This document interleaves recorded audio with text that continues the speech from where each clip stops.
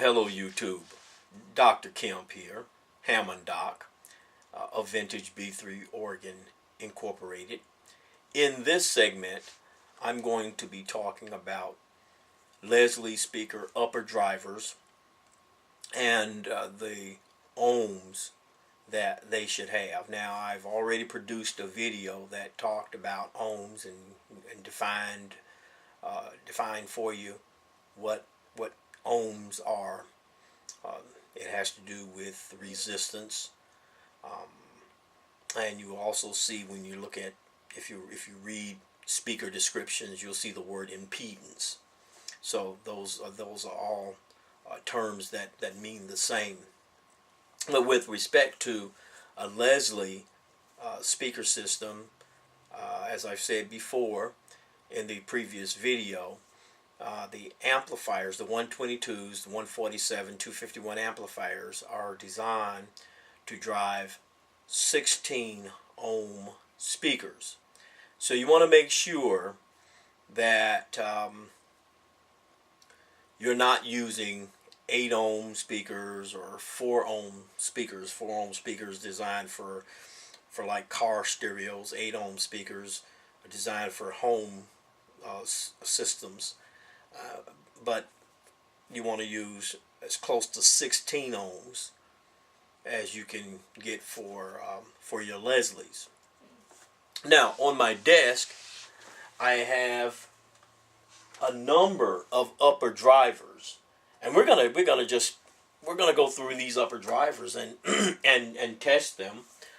Let me go ahead and get the camera turned onto the desk. Go ahead and pan up.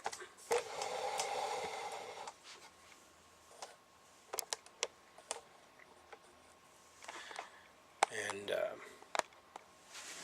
bring you right here in the room with me. Okay? Now, I need to pull out a little bit. Here we go. This is a vintage Jensen V21 driver. Let's start with this. This is your traditional vintage 1960s variety of upper driver that you would find in the Leslie speakers, 122s, 147s, and 251s. The first thing I'm going to do is turn on my meter and make sure it's set for ohms. I have alligator clips here. These alligator clips will come in handy because I'm going to clip it on the end here. And I have the positive end alligator clip already there. So the speaker has a negative and a positive pole. So I want to connect the negative here, black, and positive red. And we get sound, and we already have movement. Let me turn this around. Generally speaking, I found that the V28s usually measure around 12 or 13-ish in terms of the ohms ratings, while some of the other drivers that I usually have, the PD60s, that's Atlas PD60s, and the Leslie ferrofluids tend to rate lower, like in the 9 range, 9 or 10, but they're always above the 8 ohms range. So you see, once this settled here, we have a 13. Okay, 13.01. Let's check another one. Another V21. Push that one back. Pull another one forward.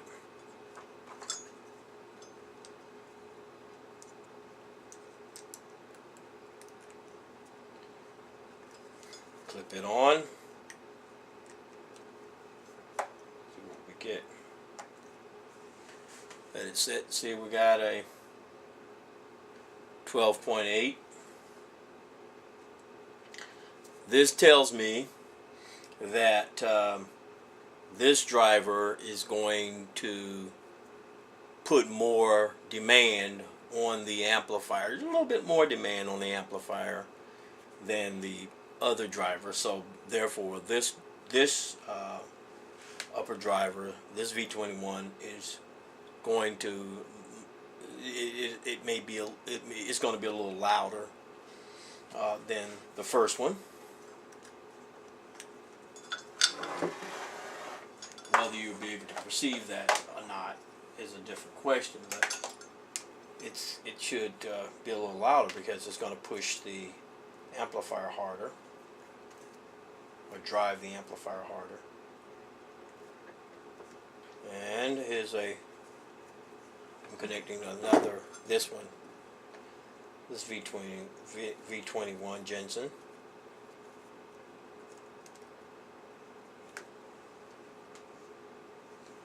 Okay, and this one is even lower, 12.76. All right, so the Jensens I usually get in that range. Okay, V21s. And here's an Atlas PD60.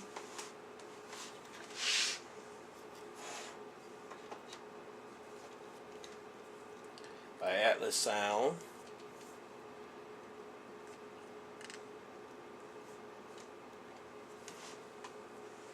This is a newly reconed driver. It's at 972, 973. It's settled at 973.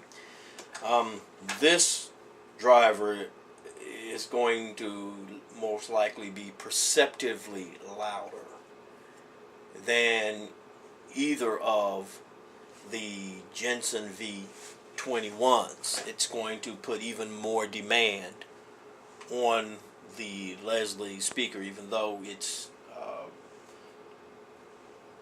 built to be a 16 ohm upper driver.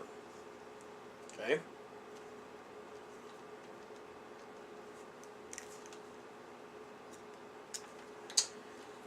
Let's try another one.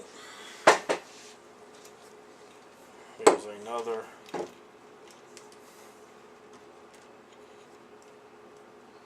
Atlas PD60.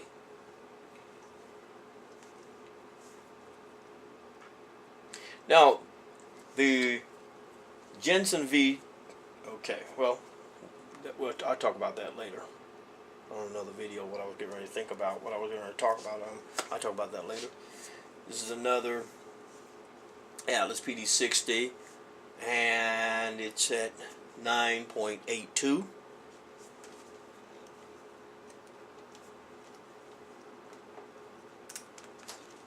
Then I have a couple of ferrofluids drivers here.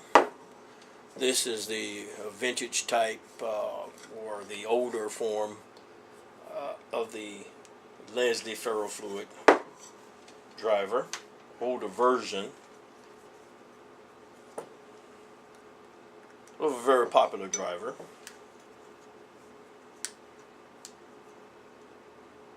They tend to be very loud. But you see, and it's going to be, I expect this one to be louder than that PD60, because it's down at 9.68. So it's going to be louder than the rediaphragmed Atlas drivers that I just showed you. Both of those were newly rediaphragmed, by the way, and at 16 ohms. And finally, for this demonstration, this is the newer version, the latest version of the Leslie Hammond Suzuki ferrofluid driver. It's called the PA-D50Z or PA-D50Z ferrofluid driver. Let's hook it up. This is really going to put a demand on that. Well, no more so than the other driver, other ferrofluid. Came out to be 9.91. Now,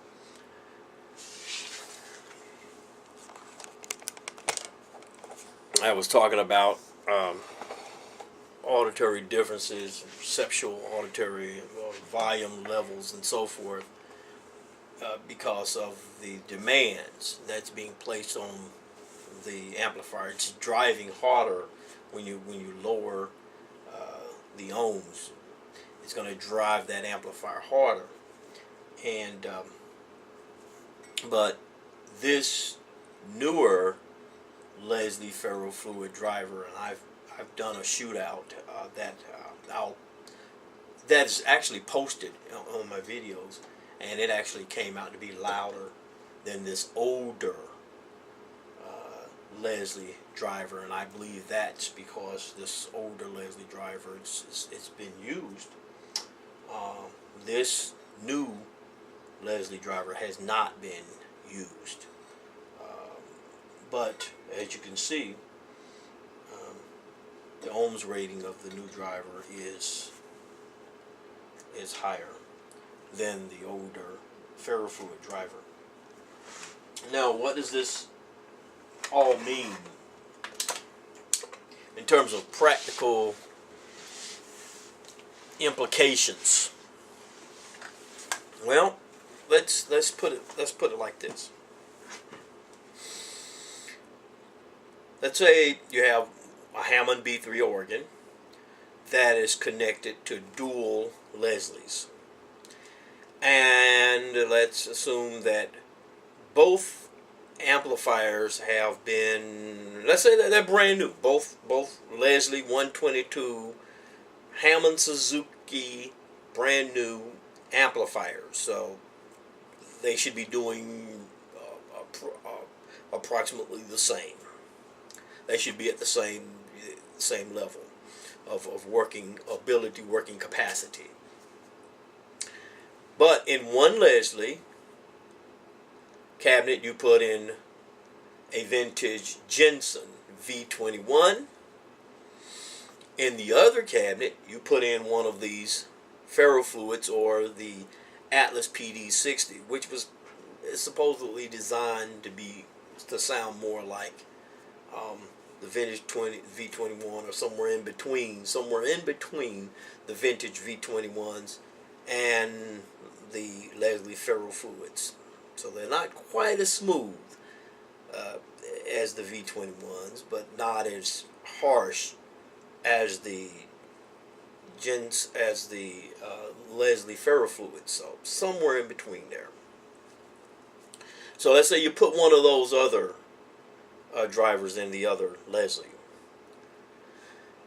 Based on what we just saw, I would expect that you would have to service the amplifier with the Leslie ferrofluid or the Atlas PD60 sooner than you would have to service the amplifier of the vintage Jensen V21, because the vintage V21 is not putting as much demand on the Leslie amplifier as would be the case with one of the other upper drivers, the Atlas PD60 or the Leslie Suzuki ferrofluid driver. So that's a matter of information. What would I do? I use them all. I love them all. I mean, I depending on which driver, however whichever driver is in the cabinet at the time, I set my drawbars. I set my drawbars according to the sound, according to my interpretation, my perception of what I'm hearing. So I just set my drawbars on my B3 Hammond organ, and I make those adjustments. But I love all of these drivers that I just showed you. I mean, the Jensen V21 it's going to be your smooth sound. I've given you a video on that. You can go back and look at that video. The PA D50Z by Hammond Suzuki is going to be very loud. It's going to be your stronger, harsher type sound. So is your other older ferrofluid. The Atlas PD60 is going to be somewhere in between those two. So either one of these types of upper drivers are going to be good.